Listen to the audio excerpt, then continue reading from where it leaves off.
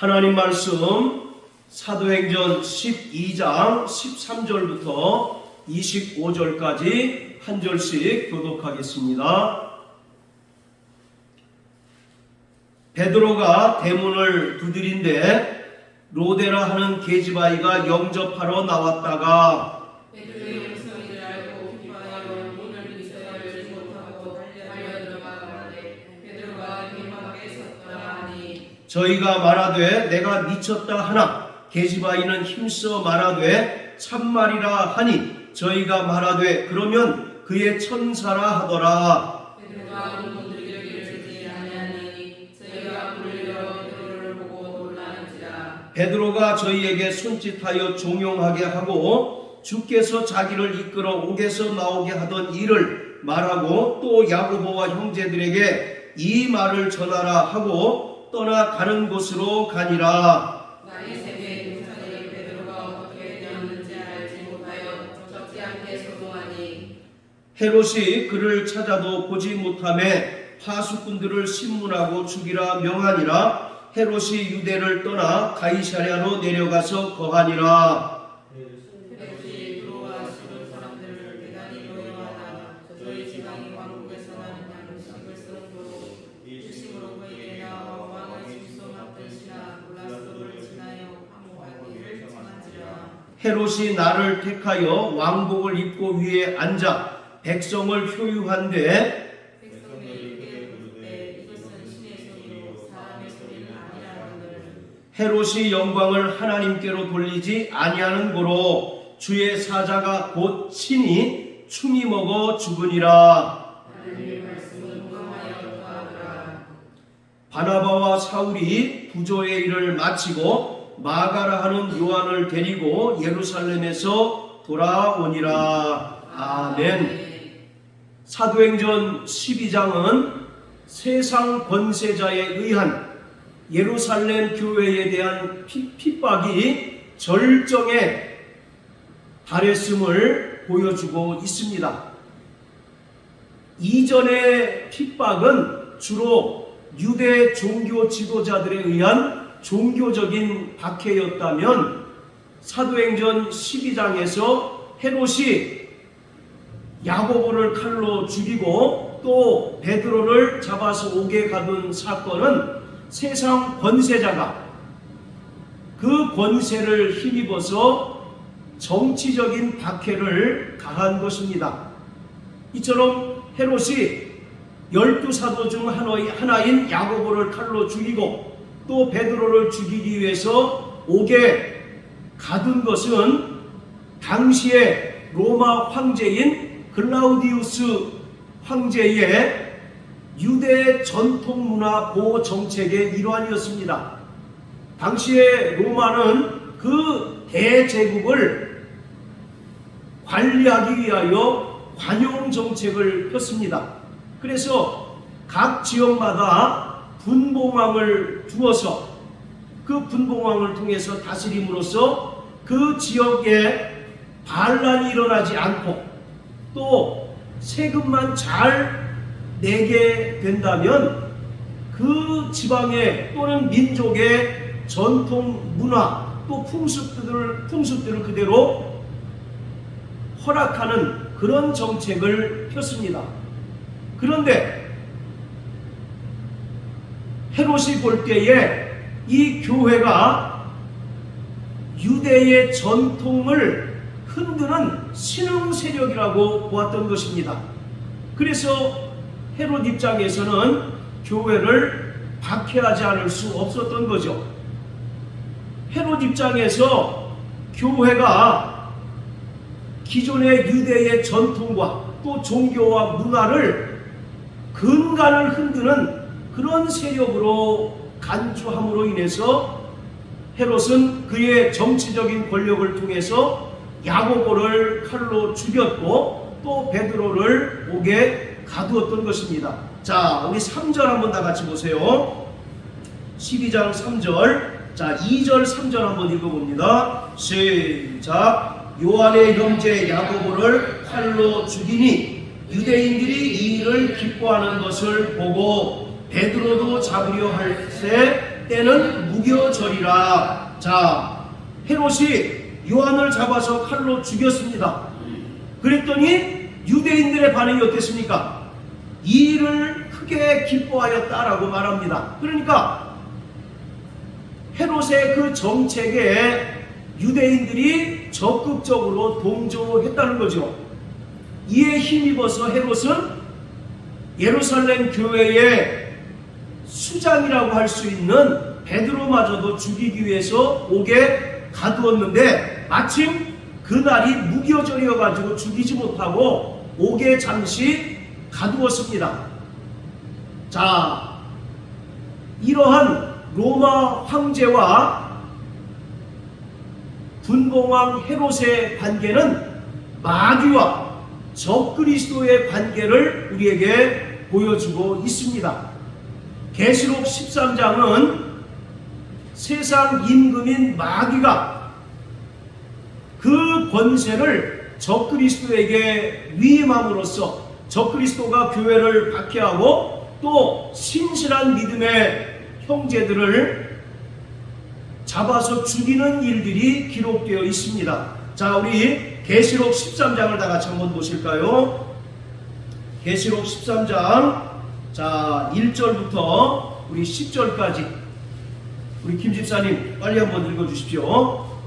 내가 보니 바다에 한 짐승이 나오는데 뿔이 열이요 머리가 일곱이라고 뿔에는 10멸류관이 있고 그 머리들에는 천사들 이름들이 있더라. 내가 본 짐승은 폭풍과 비슷하고 그 발은 곰에 밟았고 그 입은 사자의 입 같은데 용이 자기의 능력과 보좌와 큰 권세를 그에게 주었더라.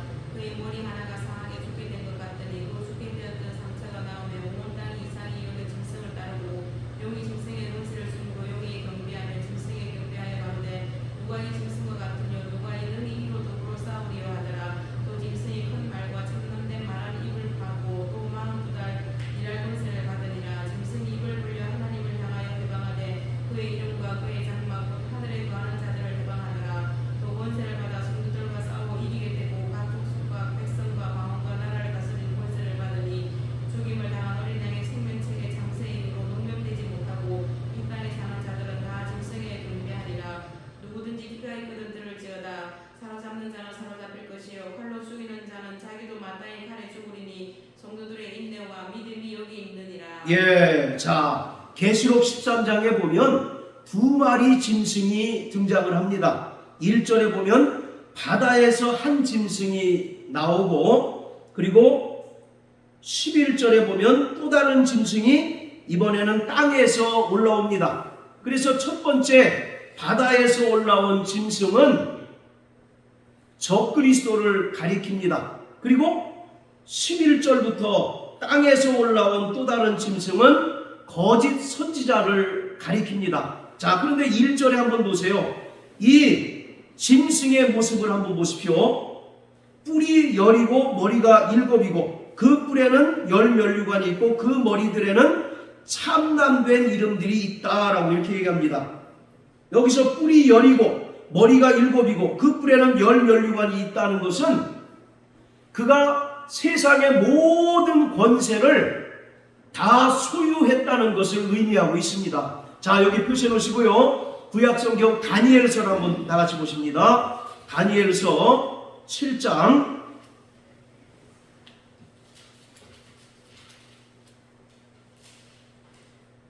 자, 1절부터 우리 8절까지 고 선생님 한번 읽어주십시오.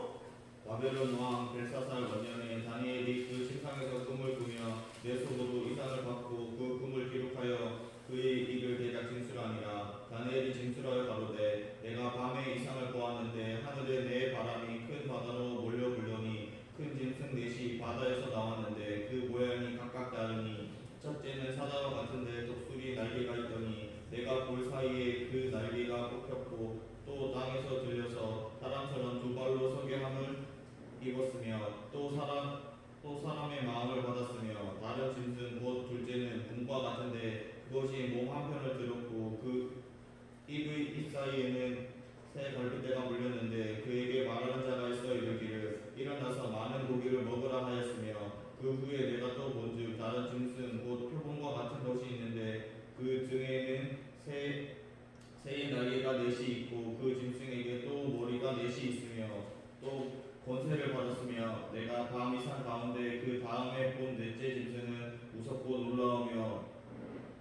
극히 강하며 또 큰 철의 이가 있어 먹고 부서뜨리고 그 나머지를 발로 밟았으며 이 짐승은 전의 모든 짐승과 다르고 또 10뿔이 있으므로 8절까지. 내가 그 뿔을 유심히 보는 중 다른 작은 뿔이 그 사이에서 나더니 먼저 뿔 중에 셋이 그 앞에 뿌리까지 뽑혔으며 이 작은 뿔에는 사람의 눈 같은 눈이 있고 또 입이 있어 큰 말을 하였느니라. 자, 벨사살이라고 하는 왕이 꿈을 꿨는데 이것에 대해서 다니엘이 이제 해석하는 그런 내용입니다.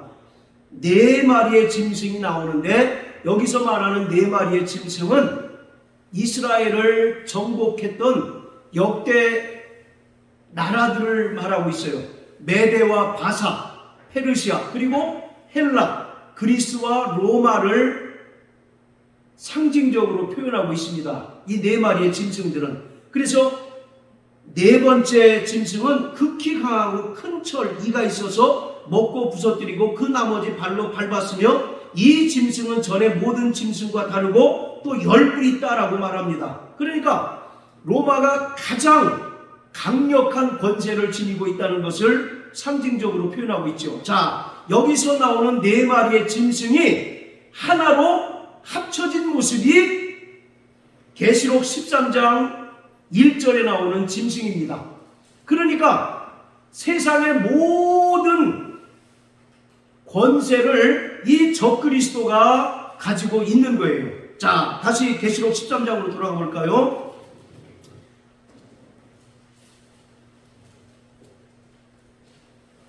자, 그런데 그 권세는 누가 주었느냐? 4절에 보시면 용이 짐승에게 권세를 주므로 용에게 경배하고 짐승에게 경배하여 가로되. 자, 이 권세는 누구에게 준 것입니까? 용이 짐승에게 주었다라고 말합니다. 용이라고 하는 것은 사단 곧 마귀를 가리키는 것이고 여기서 짐승은 적그리스도를 말합니다. 그러니까 적그리스도가 세상의 모든 권세를 다 틀어지고 있는데 그 권세는 결국 세상 임금인 마귀에게서 바로 위임받은 거예요. 그리고 그 권세로 적그리스도는 어떤 일을 하느냐? 바로 7절부터 10절까지를 통해서 우리가 알 수 있듯이 세상의 권세를 통해서 이 땅에 존재하는 교회들을 박해하고 또 믿음의 신실한 형제들을 핍박하고 또 칼로 죽이는 그런 일들을 하게 된다는 것입니다. 이러한 모습이 사도행전 12장에서 헤롯이 자행한 그러한 일과 바로 동일하다는 사실을 우리가 알 수가 있어요. 자, 이처럼 세상 임금인 마귀가 적그리스도에게 그 권세를 줌으로써 적그리스도는 그 권세를 통해서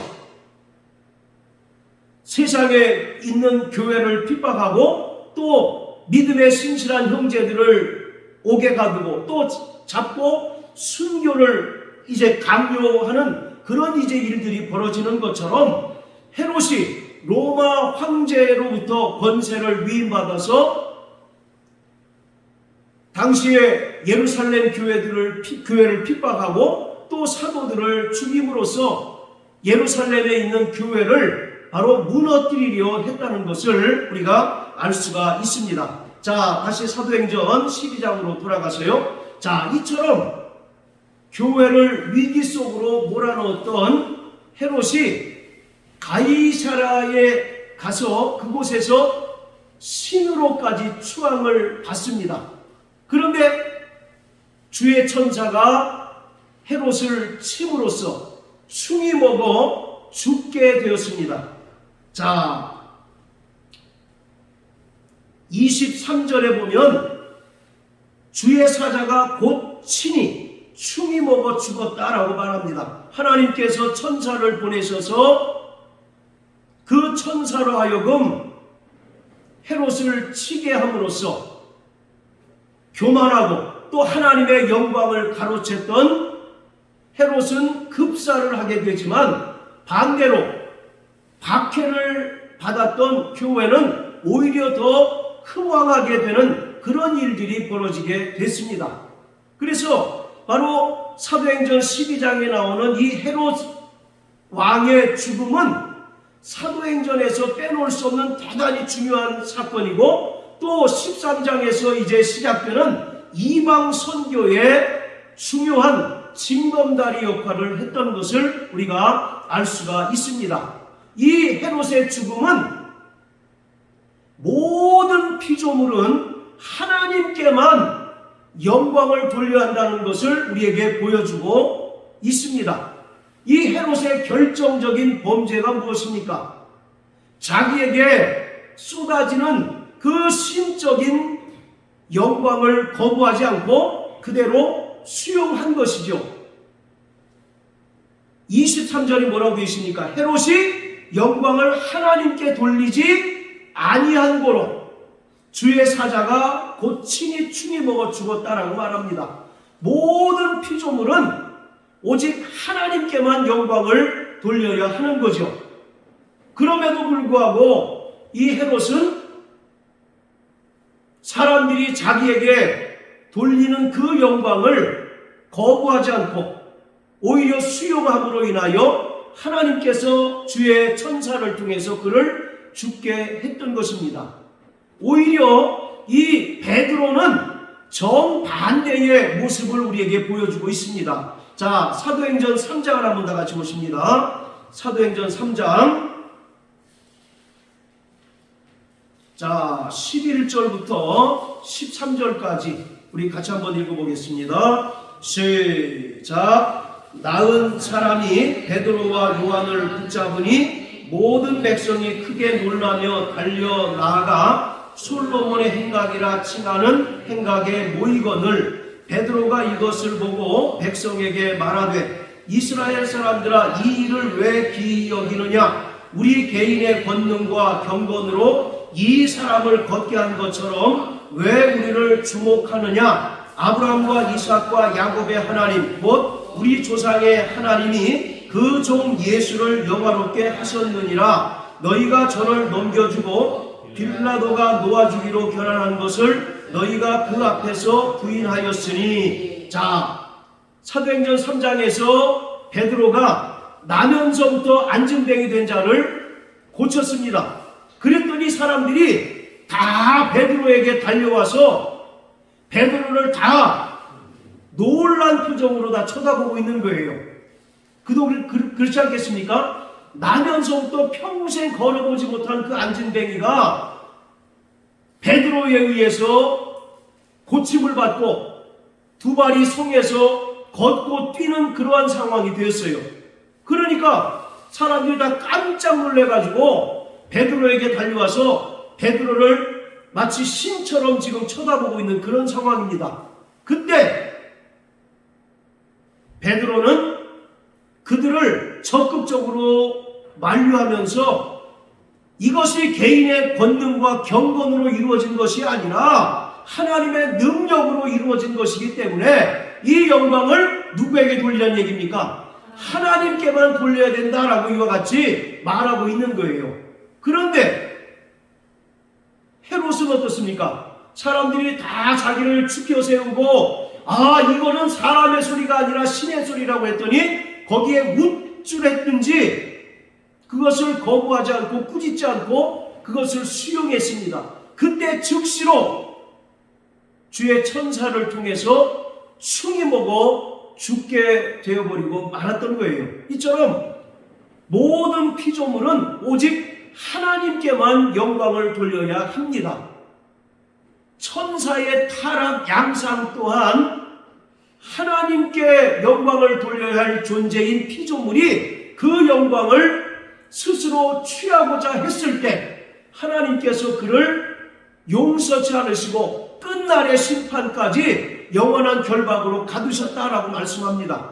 유다서 6절에 보면 자기 지위를 지키지 않고 자기 처소를 떠난 천사를 하나님께서 용서하지 않으셨다라고 말씀합니다. 천사는 본래 어떤 존재입니까? 하나님을 섬기고 또 하나님을 수종들고 하나님을 영화롭게 해야 될 그러한 존재이지만 이 루시엘이라고 하는 천사는 자신이 천사 위에 좌정해서 천사들로부터 영광을 얻으려 했습니다. 그때 하나님께서 그를 음부 맨 밑 구덩이에 처박으셨다라고 이사야서 14장에 말씀하고 있어요. 오늘 이와 같이 모든 피조물은 오직 하나님께만 영광을 돌려야 하지, 그 영광을 가로채거나 자신이 그 영광을 받기를 원한다면 그것은 하나님께서 용인하실 수 없는 행위임을 오늘 이 헤롯의 사건을 통하여 우리는 분명히 알 수가 있습니다. 또한 이 헤롯의 죽음은 우리에게 세상 권세자는 끊임없이 교회를 핍박하고 하나님을 대적하고 또 하나님의 백성들을 박해하지만, 하나님께서는 이와 같이 교회를 핍박하고 하나님의 백성들을 박해하는 자들을 반드시 복수하신다는 것입니다. 그리고 하나님의 섭리에 의하여 이 땅에 세워진 교회는 하나님께서 끝까지 살아가시고 끝까지 지켜주심으로 말미암아 최종적인 승리를 얻는다는 사실을 우리에게 이 사건을 통해서 알게 하시는 거예요. 그러니까 바로 사도행전 12장의 사건은 요한계시록의 축소판입니다. 여러분, 요한계시록의 주제가 뭡니까?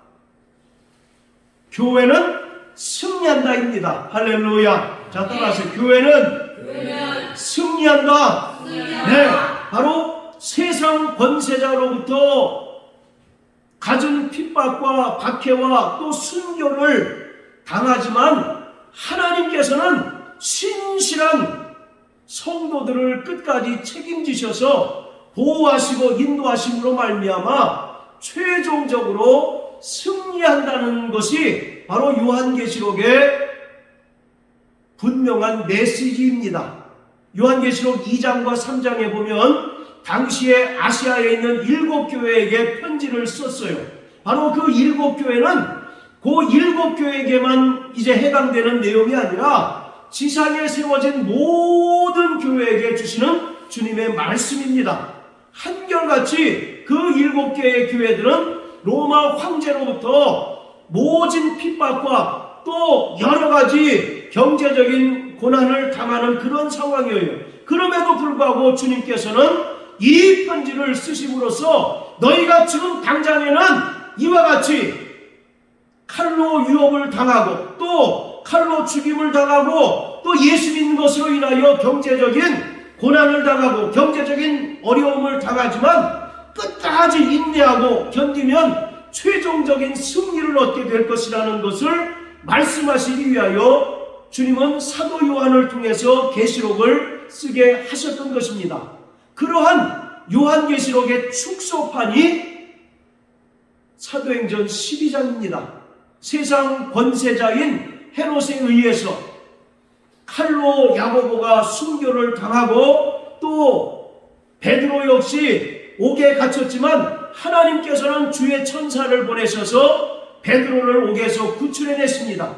그리고 교회를 핍박하고 또 하나님의 백성들을 죽였던 그 헤롯을 하나님께서 주의 사자를 보내셔서 바로 심판하심으로 말미암아 교회는 최종적으로 승리한다는 사실을 우리에게 보여주고 있는 것입니다. 자, 말씀을 보면 베드로는 옥에 갇혔다가 천사의 도움으로 옥에서 구출되었습니다. 그리고 옥에서 나온 베드로가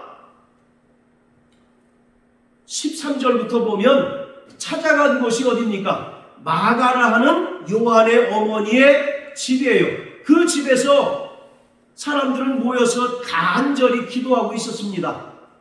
무엇을 놓고 기도했을까요? 베드로의 추록을 위해서 그들이 간절히 기도했습니다. 그때 베드로가 그 문을 두드리면서 이제 두드렸을 때 게지바이 로데라고 하는 여자가 와서 문을 열어보니까 베드로였던 겁니다. 그래서 너무나 놀란 나머지 문 열어주지도 않고 안에 들어가서 베드로가 살아왔다고 하니까 사람들의 반응이 어때요? 저 미쳤다라고 이와 같이 다 손가락질합니다. 그래도 이 아이는 계속해서 베드로가 왔다고 얘기를 하니까 15절에 그러면 그의 천사일 것이다 라고 이렇게 이야기합니다. 15절에서 그러면 그의 천사라 하더라 라고 하는 말은 당시에 유대인들이 가지고 있었던 수호천사 개념을 보여주고 있습니다. 유대인들은 사람마다 하나님께서 보내신 수호천사가 있다고 믿었습니다. 자, 여기 표시해 놓으시고요. 마태복음 18장 한번 다 같이 보실까요? 마태복음 18장 자, 10절입니다. 시작. 삼가 업신여기지 말라. 너희에게 말하노니 저희 천사들이 하늘에 계신 내 아버지의 얼굴을 항상 배우느니라. 저희 천사들이 하늘에 계신 내 아버지의 얼굴을 항상 뵙는다. 그러니까 바로 소자를 업신여기지 말라. 그러면 그 소자의 소자가 당하는 억울한 일을 하나님께 올라가서 직구하게 된다라는 것이죠. 그리고 히브리서 1장에 보면 천사는 부리는 영으로서 구원받은 후사를 위하여 도우라고 섬기는 자들이다라고 말하는 것처럼 바로 하나님께서는 구원받은 성도들에게 돕는 천사들을 보내주십니다. 유대인들은 이런 그 수호천사 개념을 지극히 당연한 것으로 믿고 여겼던 거예요. 그리고 이 수호천사가 그 사람과 비슷한, 그 사람과 동일한 모양을 띠고 있다라고 그들은 생각을 했습니다. 그렇기 때문에 베드로가 문을 두드렸을 때 이 유대인들은 그의 수호천사가, 지금 그들은 누구를 위해서 지금 기도하고 있습니까? 베드로가 지금 옥에 갇혀서 추록을 위해서 간절히 기도하니까 그들은 베드로가 왔을 것은 상상도 지금 못하고 있는 거예요. 그런 상황에서 베드로가 문을 두드린다 그러니까 그러면 그를 돕는 천사가 왔을 것이다 라고 생각을 했던 것입니다. 자, 그리고 19절에 보면 이제 야고보를 죽이고 베드로를 옥에 가뒀던 헤롯은 가이사랴라고 하는 곳으로 이제 내려갑니다. 자, 우리 20절 한번 다 같이 한번 읽어보십니다. 시작. 헤롯이 두로와 시돈 사람들을 대단히 노여워하나 저희 지방이 왕국에서 나는 양식을 쓰는 거로 일심으로 그에게 나와 왕의 친소 맡은 신하 블라스도를 친하여 화목하기를 청한지라. 자, 여기서 두로와 시돈이라고 하는 지방이 나오는데 헤롯이 가이사랴라고 하는 지방으로 갔을 때 두로와 시돈에서 사람들을 보내서 이 헤롯 대왕을 만나고자 했다는 그런 이야기입니다. 왜냐하면 이 두로와 시돈 지방은 당시에 해상무역이 발달한 지역이기 때문에 대단히 부유한 도시였습니다. 여러분, 성경에서 나오는 인물 중에 가장 악한 여자, 그럼 누구를 꼽을 수 있겠습니까? 이세벨을 꼽을 수 있겠죠. 이세벨이 바로 이 시돈 왕의 딸입니다. 그리고 에스겔서 28장에 보면 천사의 타락 양상을 두로 왕의 교만을 빗대서 기록하고 있어요. 그만큼 두로와 시돈은 해상무역이 고대로부터 발달해서 물질이 대단히 풍족한 그런 도시였습니다. 그러니까 교만이 하늘을 찌르는 거예요. 그래서 두로 왕은 자신을 신이라고 자칭을 하는 그런 실정이었습니다. 그 정도로 이 두로와 시돈은 부유한 지역이었어요. 그런데 한 가지 부족한 점이 있는데 주로 바닷가 지역이 많기 때문에, 해상무역이 많기 때문에 상대적으로 농사나 이런 것들이 상당히 부족한 지역이었습니다. 그래서 그 곡식을 전량을 이스라엘 지역에서 수입해다가 먹는 그런 상황이었습니다. 그런데 이 헤롯이 이스라엘의 분봉왕이 되자 정책적으로 곡식을 수출하지 못하도록 금지를 했어요. 그러니 두로와 시돈 사람들은 부유하지만 곡식을 이스라엘에서 전량 수입해다 먹는 그런 상황인데 헤롯이 왕이 되자 그 곡식 수출을 금지해 버렸습니다. 그러니까 당장 먹을 것을 구해야 되는 그런 상황이죠. 그러니 지금 두로와 시돈 사람들을 대단히 노여했다라고 하는 말이 그 말입니다. 두로와 시돈 사람들이 이스라엘에 나는 곡식을 다 사들여 버리니까 상대적으로 이스라엘 지역에는 먹을 것이 부족할 수밖에 없는 거죠. 그래서 백성들의 원성이 자자했던 것입니다. 이것에 대해서 헤롯이 굉장히 노여했다라고 말합니다. 그래서 말씀드린 것처럼 곡식 수출하는 것을 금지를 내려요. 그러니 두로와 시돈 사람들이 아쉬운 나머지 헤롯 대왕을 찾아와서 그에게 이제 아첨을 하게 되는 겁니다. 그런 이제 상황이에요. 자, 그런데 21절에 보면 헤롯이 나를 택하여 왕복을 입고 위에 앉아 백성을 효유하였다라고 말합니다. 여기서 효유라는 말은 많은 군중을 모아놓고 일장 연설을 했다는 그런 얘기입니다. 그러니까 헤롯 대왕이 가이사랴 지역에 갔을 때 바로 두로와 시돈 사람들도 왔었고 또 유대인들도 많이 그 광장에 참석을 했는데 그때 헤롯 대왕이 많은 군중들 앞에서 일장 연설을 한 것을 이야기합니다. 자, 그런데 그때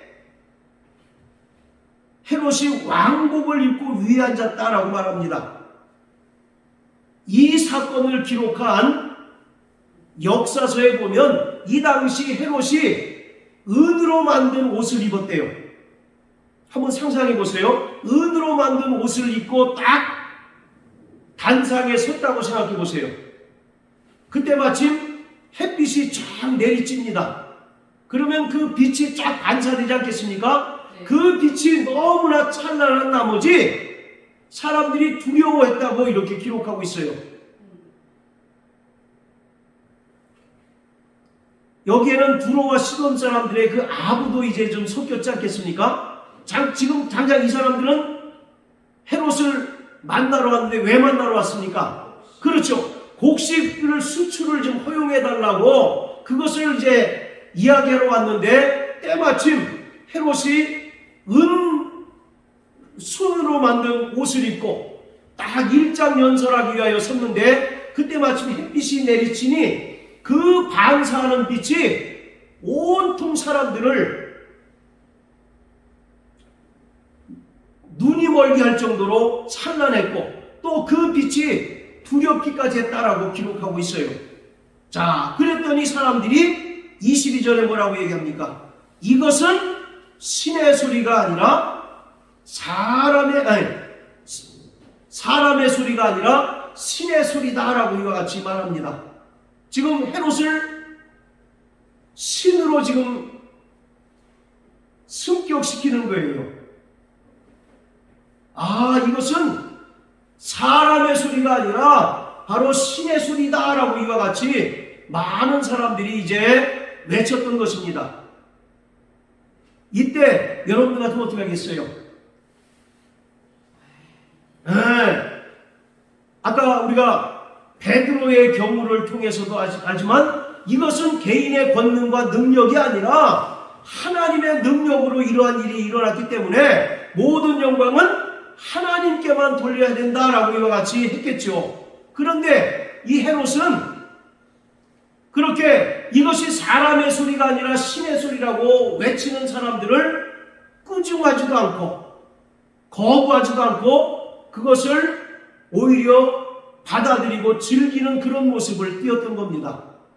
그래서 23절에 헤롯이 하나님께 영광을 돌리지 않은 고로 주의 사자가 곧 친히 충이 먹어 죽었다라고 말합니다. 여기서 이 충이라고 하는 것은 벌레를 말합니다. 그러니까 벌레가 헤롯을 먹어 죽게 한 것이에요. 여기서 무슨 벌레냐라고 하는 논란이 대단히 많습니다. 그런데 이 벌레에 해당하는 헬라어가 바로 구데기를 가리키는 헬라어와 동일합니다.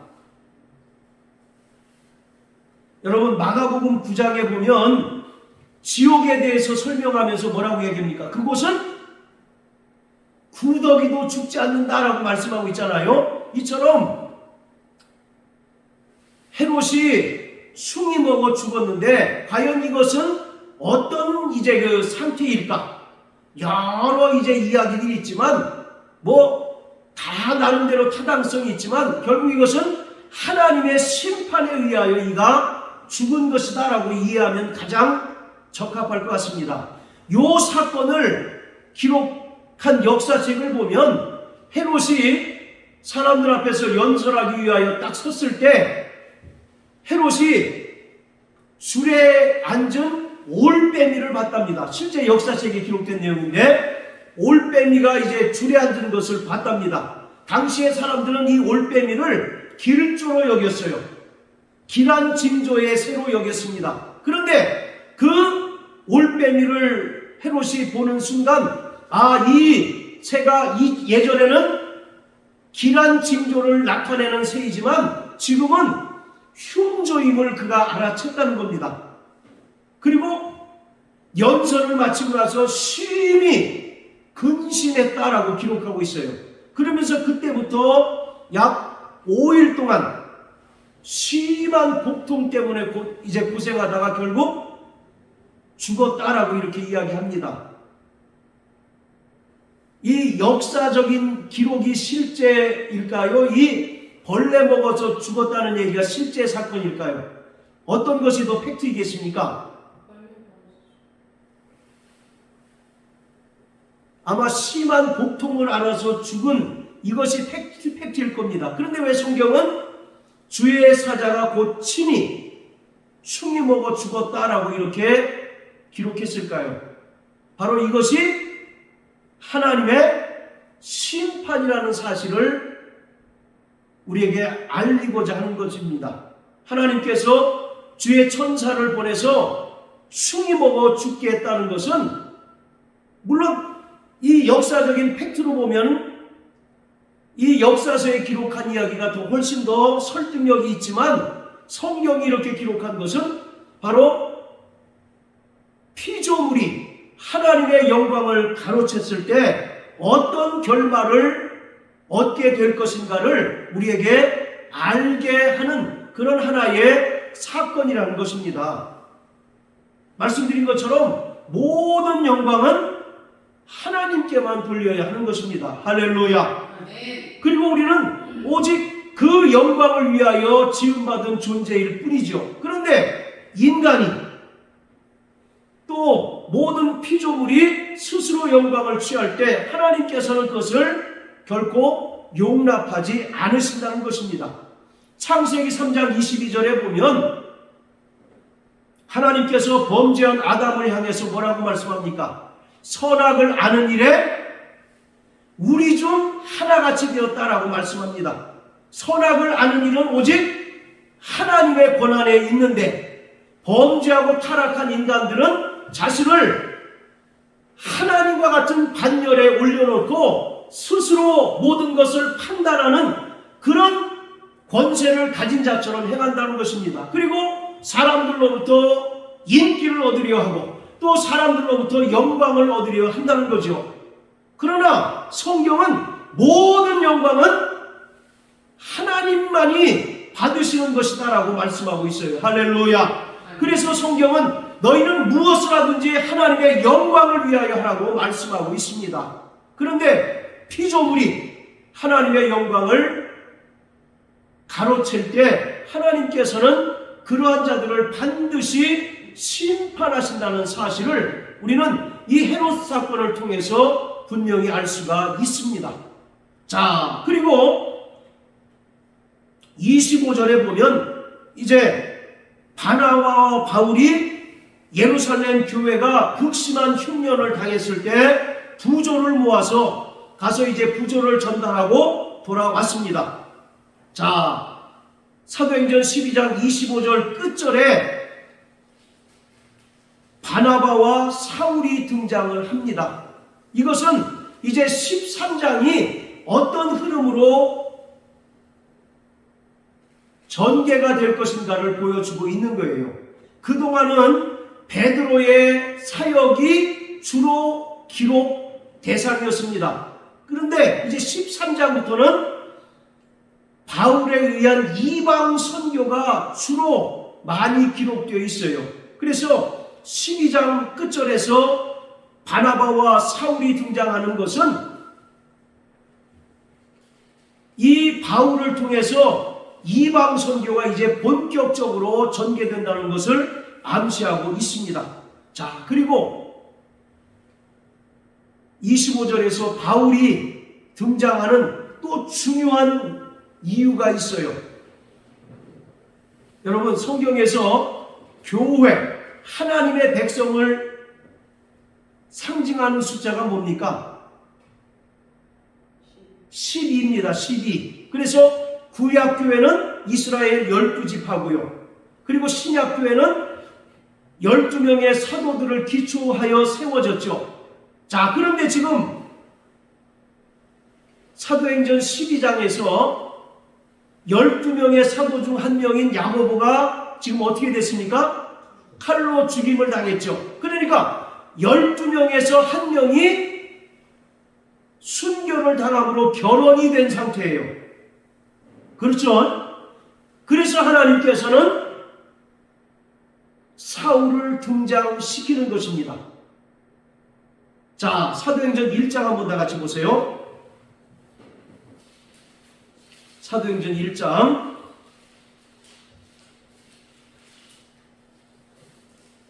자, 20절부터 26절까지 우리 한번 읽어보겠습니다. 시작. 시편에 기록하였으되 그의 거처로 황폐하게 하시며 거기 거하는 자가 없게 하소서 하였고, 또 일렀으되 그 직분을 타인이 취하게 하소서 하였도다. 이러함으로 요한의 침례로부터 우리 가운데서 올리워 가신 날까지 주 예수께서 우리 가운데 출입하실 때에 항상 우리와 함께 다니던 사람 중에 하나를 세워 우리로 더불어 예수의 부활하심을 증거할 사람이 되게 하여야 하리라 하거늘, 저희가 두 사람을 천하니 하나는 바사바라고도 하고 별명은 유스도라고도 하는 요셉이요, 하나는 마띠아라. 저희가 기도하여 가로되 무사람의 마음을 아시는 주여, 이 두 사람 중에 누가 주의 택하신 바 되어 봉사와 및 사도의 직무를 대신할 자를 보이시옵소서. 유다는 이를 버리었고 제 곳으로 갔나이다 하고 제비 뽑아 마띠아를 얻으니 저가 11 사도의 수에 가입하니라. 지금 12명의 사도였다가 가룟 유다가 자살해서 죽지 않았습니까? 그러니까 지금 11명이 된 상황이에요. 그래서 예루살렘 교회의 사도들이 이제 모여서 회의한 끝에, 그러면 우리가 제비 뽑아서 한 명을 사도로 임명하자라고 하는 그런 내용입니다. 왜 굳이 11명이면 어떻고 12명이 어떤데 그 한 명을 충원을 해야 될까요? 이 얘기는 하나님께서는 교회를 통해서 일하신다는 것을 우리에게 보여주고 있는 것입니다. 그러니까 교회는 항상 12라고 하는 숫자로 완성이 되어야만 한다는 것을 보여주고 있는 거예요. 그래서 성경에서 10이라는 숫자는 바로 교회 숫자입니다. 하나님의 백성인 교회를 가리키는 숫자예요. 그래서 요한계시록 7장에도 보면 14만 4천이라고 하는 숫자 나오지 않습니까? 이 14만 4천이 혈통적 유대인이냐 아니면 교회를 가리키느냐 논란이 많지만 이것은 분명히 교회를 가리키는 숫자입니다. 교회는 이 땅에서 철저히 고난을 통과하지만 그 고난을 통과한 후에 하나님께서 예비하신 그 놀라운 영광을 얻게 될 것을 기록하고 있는 것이 계시록 7장이에요. 그래서 14만 4천이라는 숫자는 12 곱하기 12 곱하기 1000입니다. 그럼 14만 4천이 되죠. 12 곱하기 12는 144 아닙니까? 거기다가 곱하기 1000 하면 14만 4천이 되는 거예요. 앞에 12는 구약교회를 가리킵니다. 그리고 뒤에 있는 12는 신약교회를 상징하고 있는 거예요. 그래서 신구약을 막론한 하나님의 모든 백성인 교회는 이 땅에서 틀림없이 고난을 받게 된다는 것입니다. 그러나 그 고난 가운데 끝까지 인내하고 견딘 자들은 하나님께서 그 하늘의 영광으로 보상하신다는 사실을 기록하고 있는 것이 바로 요한계시록 7장이에요. 그래서 성경에서 12는 항상 하나님의 백성인 교회를 상징합니다. 거기는 결혼이 발생하면 안 되는 거예요. 그래서 사도행전 1장에 가룟 유다가 죽었을 때 마띠아를 한 명 채워놓음으로써 12를 완성합니다. 사도행전 12장도 마찬가지입니다.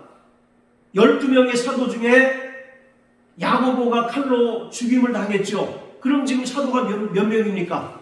11명이죠. 그래서 이방인의 사도로 부르심을 받은 사울을 등장을 시키는 거예요.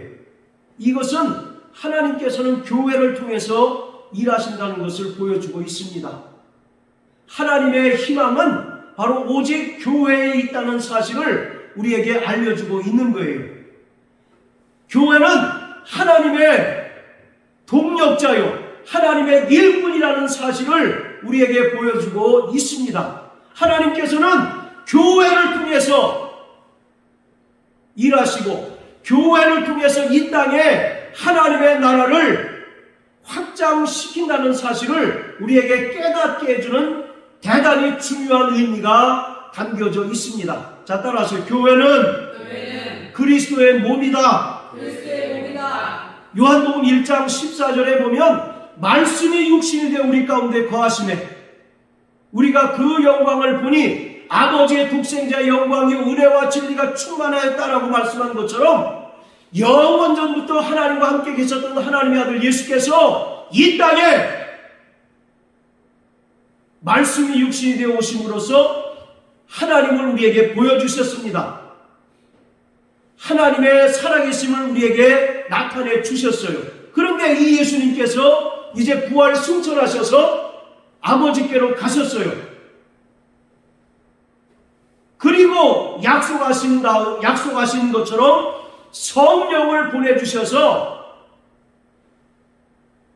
이 땅에 성령으로 말미암아 그리스도의 몸된 교회를 세워 주셨습니다. 그래서 교회는 그리스도의 몸이라고 하는 겁니다. 그래서 교회는 하나님의 영광이 충만하고 하나님의 살아계심을 늘 체험하고 또 하나님의 살아계심을 나타낼 수 있어야 한다는 것입니다.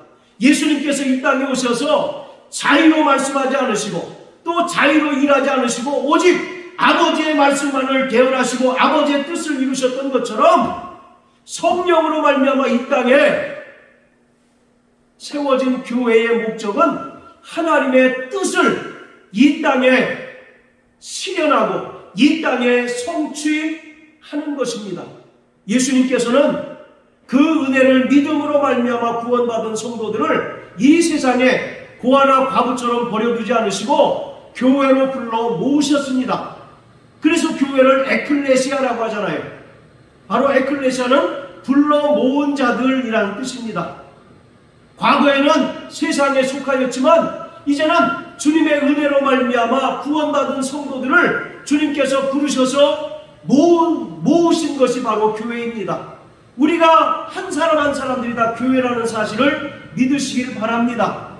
그렇기 때문에 우리는 정말 날마다 성령이 교회들에게 하시는 그 음성을 듣고 이 땅에서 철저히 하나님의 뜻대로 순종하는 삶을 살아내야 합니다. 교회는 하나님의 유일한 희망입니다. 할렐루야. 마태복음 6장에 보면 주님께서 주기도문을 가르쳐 주셨잖아요. 그 처음이 뭡니까? 뜻이 하늘에서 이룬 것처럼 땅에서도 이루어지이다. 할렐루야. 그것이 바로 교회의 존재 목적입니다. 그것이 바로 예수님께서 이 땅에 오신 목적이기도 하고 성령으로 말미암아 이 땅에 세워진 교회의 목적인 것입니다. 그러므로 우리는 날마다 하나님의 뜻을 구하고 하나님의 뜻대로 살아감으로 말미암아 교회를 하나님의 일꾼으로 또 하나님의 동력자로 삼으신 그 주님을 기쁘시게 하는 삶을 살아내야 하는 것입니다. 오늘 사도행전 12장의 말씀처럼 교회는 점점 이 세상 권세자로부터 많은 박해를 받게 될 것입니다. 그것이 주님이 오실 때가 임박하면 임박할수록 점점 더 그런 일들이 벌어지게 될 거예요. 그럼에도 불구하고 하나님께서는 끝까지 믿음으로 인내하는 자들을 지키십니다. 할렐루야. 끝까지 승리케 하십니다. 그것이 사도행전 12장의 내용이고 또 사도 요한이 쓴 요한계시록의 내용인 것입니다. 그러므로 사랑하는 성도 여러분, 오늘 우리 한 사람 한 사람이 교회라는 사실을 깨달으셔서 교회된 우리가 세상에서 어떠한 핍박과 어떠한 박해와 또 어떠한 고난 가운데 있더라도 하나님께서 우리를 끝까지 지키시고 끝까지 도우신다는 사실을 믿고 날마다 승리하는 삶을 살아내는 저와 여러분들 되시길 주의 이름으로 축복합니다. 바로 주님께서 오실 때가 임박하면 많은 사람들이 믿음에서 떠난다고 말씀하고 있어요. 그리고 적그리스도가 교회를 핍박한다라고 성경은 분명히 말씀하고 있습니다.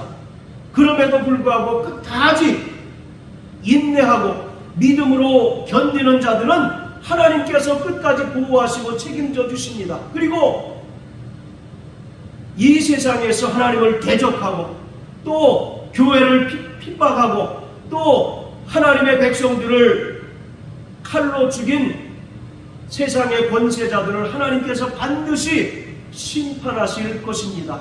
그러므로 일평생 믿음으로 말미암아 승리하는 하나님의 백성들, 하나님의 교회 되시길 주의 이름으로 축원합니다. 할렐루야.